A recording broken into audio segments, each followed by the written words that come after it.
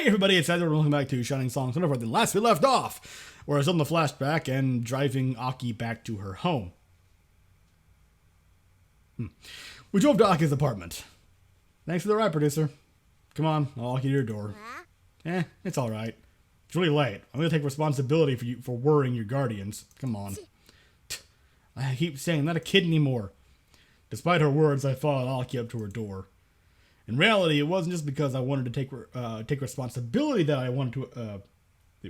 In reality, it wasn't just because I wanted to take responsibility that I wanted to escort Aki home. Peering into someone's family life could reveal a lot about someone.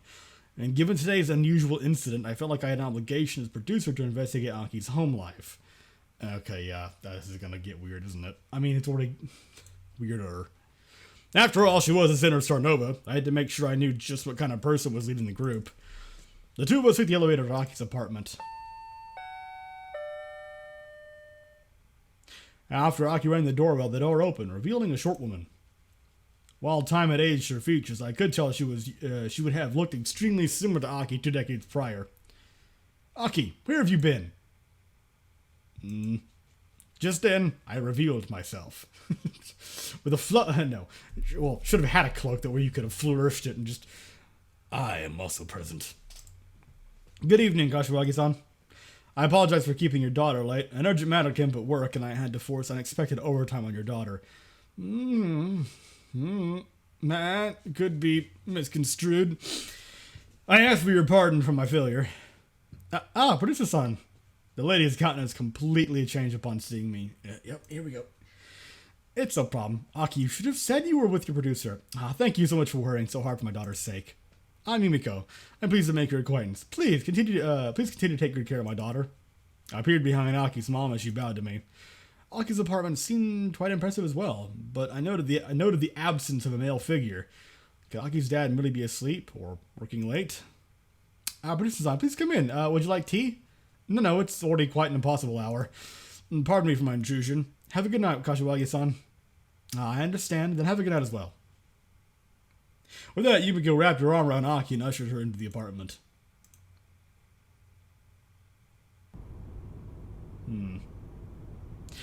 After concluding my brief investigation into Aki's home, I got back into my car. I didn't particularly see any glaring warning signs. The apartment appeared unusually well kept with no signs of neglect. Meanwhile, Aki's mother came off as a caring yet overbearing parent.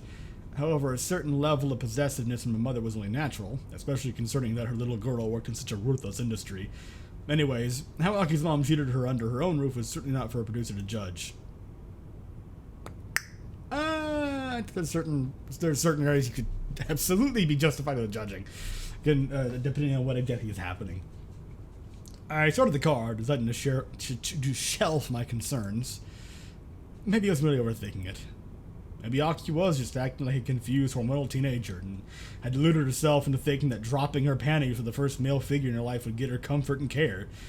Maybe she was just a shit-fake lolly after all. There was no deep, dark backstory, just a regular teen trying to make sense of a nonsensical world. I gulped down my apprehension and drove back home. Present day. Okay. Since that eventful night, why the fuck? Aki had been tagging along with me after work to bum out on my sofa every evening. I'm gonna guess it's because she doesn't want to go home. Hell, last month she even brought over an enormous luggage bag of her personal items as if she just decided on her own that she was now a permanent inhabitant of my apartment. It really was outrageous. She even put her toothbrush beside mine in the bathroom, as if declaring to me that she was now going to be my lover. More than eager to nip that line of thought in the bud, I drove her home as soon as the clock struck 9 o'clock every night. Unless she get any strange ideas about staying overnight. And somehow her mother seemed totally fine with the idea of her daughter spending the days of her youth with a man over 10 years older than her. Seriously, was she like a real-life anime mom who just was going to let her young daughter whimsically fall into the arms of a man? There was definitely something weird about this. In the end, I never found out more about Aki's mysterious history. Why had she tried to seduce me that night? And why was she still hanging out at my apartment as the two of us were lovers? Hey you. Haven't you gotten way too comfortable here? It's not like you're a family member. If you keep this up, it's only a matter of time until we have an accident, you know. That's a very cliche line of thought. Well, I'm Joni, so I will take good care of Aki if something like that happened. Right? Will you drop that act? Just, like, push her face under the couch cushions. Sigh. Just saying, it's downright weird for a girl to be hanging around at a guy's place all the time. Right now, I've been keeping it a secret, but if word got out, there'd be a big scandal, you know. I'm sure you're aware of that, as well. So, you feel like tell me what's going on? Well, maybe some other day. It's a long story, and I'm sure a better chance to explain everything will come eventually. No! For now, what's wrong with just accepting the fact that you're... what the fuck? Little sister idol wants to spend all her time with you, Oni-chan. Ugh. She was a shit lolly, yes, but the truth is that I found Aki desirable in every way. Define every way. Unexpectedly, I had found a soulmate in Aki. This little kid somehow understood so much about my passions at work that I oftentimes ended up forgetting the fact that she was so much younger than me. Well, no. Her act would just drive that even further home, if not make it... damn it, what's it? Oh, fuck. My head's all... Ugh. The act would just make it, you know... would just be jarring in comparison. That's, there we go. Yeah, that. Ugh. Hard to form, like, coherent thoughts right now. In the end, Aki was coming over every night because I wanted her to be here, despite my official reluctance. Deep down, I hoped my feelings for Aki were mutual. Not that I planned on ever voicing those desires. I had to be everyone's producer, after all. I looked at the clock. Yeah, looks like it's time for you to be heading home. Ugh. Hey, Oni-chan, what can Aki say tonight? Not happening. Although, I'd be a little more willing to allow it if you would drop the goddamn Oni-chan thing. I'm taking you home. Morning, March 19th, 2018. Meanwhile, the next morning, the girls Starnova gathered for an increasingly rare joint practice. Thanks to the influx of jobs, what the fuck? Thanks to the influx of jobs for the girls, they found themselves practicing in small groups or by themselves. Given the first opportunity in a long while to hang out with each other, it was only a matter of time until the girls' motivation to work crumbled away to the temptation of huddling together and exchanging the latest gossip. Hey, so I be hearing, is it true that Aki-yan and Pikun's a pair? Aki-yan? I'm not familiar with that kind of... whatever that is. Honestly, I've been hearing the same thing. Don't expect it, huh? It's always the young ones with fresh faces that end up embedded with the execs. Meanwhile, once the skin starts to sag and parts start to smell and ache for no reason, it's pretty much the end of the road, isn't it? No, why do things turn out this way? Why didn't I listen to Mom back in middle school? One-summer's once again falling in the cleft of her regrets. So this is the dark world of grown-ups. In the end, the glory of the center position ended up falling to the red imp. There it is, yeah. This one should have known the rogue class is OP. After all, they get the massive sneak attack bonus on top of the highest DPS. How could this one have failed to see? You're not living in a fucking isekai. Stop it. Oh no. Oh, the demon is back. Mo, stop. Stop before you go weird. What are you all doing talking about Aki-chan? She's not here. Really, everyone, isn't this talk getting old now? Aki-chan's already been in the center since last summer, and ever since then our popularity's really skyrocketed. I'd say she's doing a good job. The girls naturally turn to the red lolly. The red imp. Well, Aki-chan's got the idea. Besides, it's only natural the producer's son would be attracted to both my beauty and smarts. Oh, he grinned as if she thought she was worth 1 billion yen. I might be the youngest here, but remember, I'm the ace of this unit. You. Meanwhile, as for the rest of you, coo. Aki snorted to herself as if the rest of the girls weren't even worth her attention. What the hell? Well, there you have it. So it's only natural the producer would have his eyes set only on me. I don't believe this. 調子に乗るなよ。 It's obvious this shitlol is managing to get jack squat from Deucer. If she had done anything, I doubt she'd be just continuing her shitlolly antics like this. やめてください。 Julie! Boy, why are you looking at me like I lost my mind? It's true, isn't it? We're all adults here, aren't we? Anyways, I don't believe a word of this shitlolly's nonsense. Well, actually, it's true that I've been paying him some visits at his home after hours. Yeah, okay. Unified declaration of incredulity. The other members gathered around Aki with perked up ears. I didn't expect the somber piano track to cue up, but okay. It's not like anything shady's been going on. It's just... Except for that one night where you tried to get into Producer's pants, but there you go. Well, I was just being around him, that's all. I just like being around him, that's all. The two of us have a lot in common, and I feel like I can talk to him about almost anything. Kind of like being with you guys. Okay, now I see what the somber piano music is what's playing, because that's... Okay. It's nice, you know? Being able to show your true face without being afraid. Yeah, do that more often without the whole Oni-chan act. Anyways, it's not like we're going out or anything, and he still treats you like a kid, but... I don't mind it.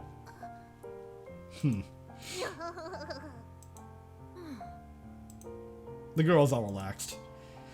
In the end, they had merely been play fighting. Within their group, each of them had their personas and inside jokes to maintain for the sake of appearances. So it's almost like rehearsal in a way, sort of. But now that they were talking about something serious, all the girls rallied around Aki. In the past few months, they'd overcome countless trials together, largely thanks to the hard work of their newly minted center. With each challenge they surpassed, the girls had become closer. Today, each of them were unquestionable sisters. Yeah, I always figured something like this would have happened. そうやね。 It's only natural that P-kun would want to bond with Aki-an. After all, he picked her as our center. な。 Straight-laced guy like him would never make a move, though. Are you really gonna be alright? You better prepare your heart, you know. It's obvious he's not gonna return your feelings. あら。 Producer's son is truly a studious man now. I cannot fathom him taking advantage of Aki-chan for personal reasons. He wants every one of us to become idols. Aki-chan, you knew all along that as idols weren't going to get into romantic relationships. Let's all focus on becoming big-name idols together, okay? And I suppose so. I guess. Things weren't as bad as I imagined, you know? I thought that to make it big in the idol biz, you gotta betray, scheme, and manipulate your teammates, all the while sweeping your way up the company's chain of command. Well, if you listen to Maria, that's how it sounds, yes. And, I mean... But sort of wasn't like that. Aki broke into a rare, genuine smile. Ellipses. As expected, it disappeared in but a heartbeat as she reverted back to her usual shitlily antics. But all the girls saw it. That enough was proof of its existence. Yeah, what's all this mushy stuff about? No wonder you Softies lost the center position to the youngest girl in the unit. The girls chuckled. So much had happened the past few months. それは。 Hey, remember that one time the paparazzi dug up Julie's old compensated dating profile? I can't believe people made such a big deal about that. I seriously received death threats on my chirper, you know? It was a huge shit show. The really disgusting part is this kind of shit actually fucking happens, and it's just like the faith in the human race just plummets. But then Aki-chan brought us all together, and the fans ended up forgiving Julie-chan, right?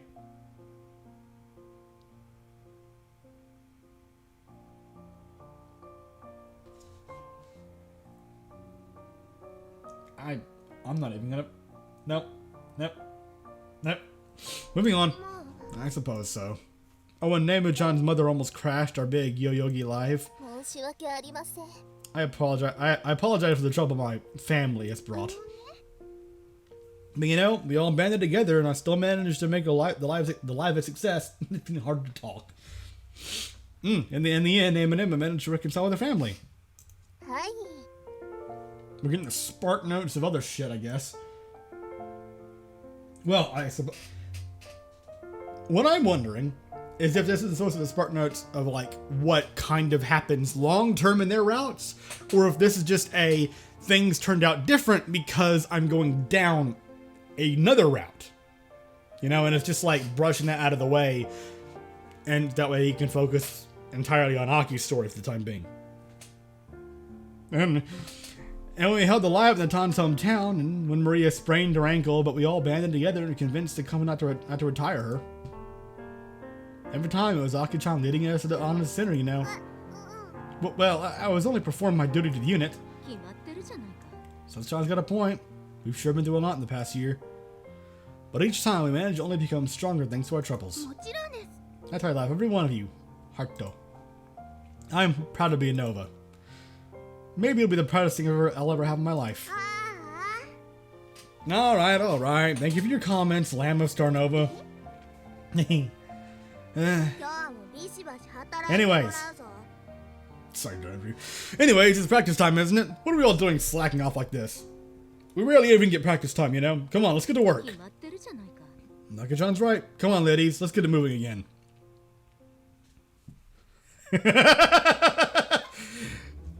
Yes. My thoughts precisely. Eh? Oi. How long have you been there? My. Producer-san called me here to conduct your first joint practice in such a long time. But when I heard you ladies' emotional heart-to-heart, I simply couldn't interrupt you. Oh, so beautiful.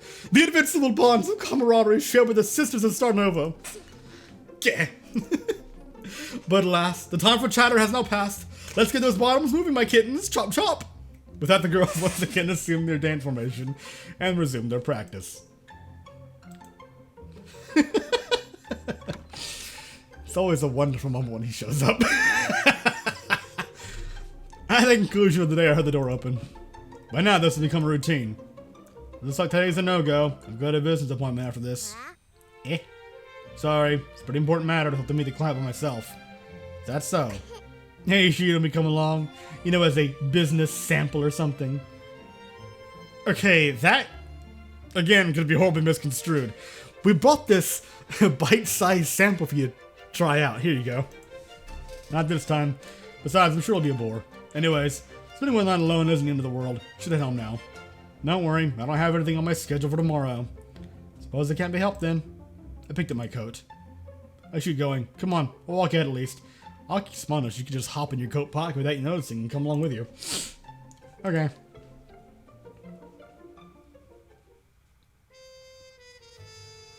Oh boy. I wasn't really headed to a traditional business meeting. While this function was certainly business in nature, it wasn't the sort of meeting where I was going to be working on deals or shaking hands. Rather, I was here to get an intangible but essential commodity: information. Specifically, information with the very curiosity who had been hovering by my side the past few months. Kashiwagi Aki. Oh yes! Good evening, Producer-san. You're here. Good. My, calling me to this cozy little watering hole. At such an odd hour, too. Alas, I have heard talk of your apparent lack of interest in women, but to think you of all people would risk your unimpeachable reputation by attempting to seduce me. Why couldn't he be real? Look, you have the information or not. My body is yours to command. But first, Kodama ordered a drink from the bartender. This guy, Kodama, somehow had friends who had the business. When you were an independent contractor like him, you talked to everyone and took any kind of job. And thanks to that, he was quite well versed in the inner secrets of the industry. Hell, the guy probably swapped tales about me and the rest of the girls who was pals behind my back as well. But it wasn't like there was nothing I could do about it. In the end, everyone needed a friend like Kodama to work out the more complicated issues facing idol productions. Quite an interesting specimen of a woman she is, no? A child molded and formed in this industry. I can't help but wonder why you've come to me instead of merely asking the heroine of the story yourself. Look, Kodama, you ask an idol something, they're gonna spin words and repaint everything to make themselves out to be the innocent party. I want the truth. Could it be that something has happened between Aki-chan and yourself to necessitate... I'm running out of breath. And yourself to necessitate such drastic measures? Yeah, I paused. Should I disclose to Kodama about how Aki disrobed my apartment a few months prior? No! Not that specific, no! Of course, it wasn't like Kodama would leak such a big story to the press or something. However, who knew whose ears such information would finally end up? Hell, I wouldn't be surprised if he already knew what had happened and was just toying with me, testing me to gauge the level of trust I confided in him. just more of her usual antics. The girl's been playing little sister to me, even harder than before. I want to know what she's after. I see. Well, Producer-san, unfortunately, I can't say I know much about Kashiwagi-san's past. Kodama's tone of voice changed. Everything from this point on was going to be all business. Of course, it wasn't hard to find out that her first big break was at the center of the tween idol unit Strawberry Pink. The project was headed by Oda-san over at Golden Cap Productions. Oda. Why does that name sound familiar? He is quite an influential employee of Golden Calf. He's a personal friend of Kamijo Sr. and the oldest serving employee of Golden Calf, having begun work in there in the age of Enka back in the 70s. You've never worked under him? Can't say I ever have. Especially everyone apparently worshipped Kamijo Jr. during my short tenure at Golden Calf, and considering Quasar's unwavering popularity, I figured that the company was going to pass in the familial line. Oda prefers to work deeper in the shadows. The young Kamijo is quite a dashing and dynamic young man, the kind of leader who attracts both followers and enemies. On the other hand, Oda may be said to be the shadow broker of Golden Calf, the experienced and elusive hand, as it were, who serves as the outspoken Kamijo's foil. Sadly, that is where my knowledge ends. Kodama leaned in close to me and whispered into my ear. He is said to be quite a powerful man. Certainly not the sort of personality I would seek to cross by digging too deeply into the information bunker he has created for himself. So that was as far as Kodama can get me, huh? Alright. Well, he told me it was already useful. Kodama picked up the rest of his beer and gulped it down. Kya. Now that Bruce-san, shall we cap this night with a nice quickie in the nearest Love Hotel, or no? With that, I paid the tab and left the bar, quashing the feelings I didn't want to admit already existed. I could not allow myself to ruin my reputation in any certain... Okay, fine. I'm bad at doing off-the-top narrations like that, never mind. Kodama rubbed me the wrong way further with his ludicrous jokes. That'd be rubbing, wouldn't there? That guy. If he wasn't so good at his job, then I would definitely never hire him again. To his credit, he brought with a solid intelligence about Aki's past, though. I had not been aware there was a second powerful figure within Golden Calf orchestrating its internal affairs. Of course, the owner of the CEO and majority shareholder of Golden Calf was Kamijo Sr. However, he was now a withered old man who served as little more than the company's figurehead. His youngest son, Kamijo Jr., proved to be a shrewd businessman and a capable leader. Yes, some say in a parallel universe he even commanded a ship full of girls similar to what my character here is doing with the idol unit. He was now the public face of Golden Calf's leadership and seemingly exercised total control of the company. His personal project, the massive 21-member idol unit Quasar, was the #1 grossing musical girl group in the history of Japanese entertainment, and had skyrocketed Golden Calf's fortunes as the unopposed king of the industry. So it came as a surprise there had been a second shadowy figure pulling the strings over Golden Calf all this time. And this man had been responsible for raising Aki into the woman she was today. While there's still clues as to what exactly happened to Aki while she was a precious 12-year-old in Strawberry Pink, at least I had a lead now. Of course, the simplest solution would just be to ask Aki herself. You seem like I was going to have quite the chat with the sinner Starnova at my apartment tomorrow. Yay. March 20th, 2018.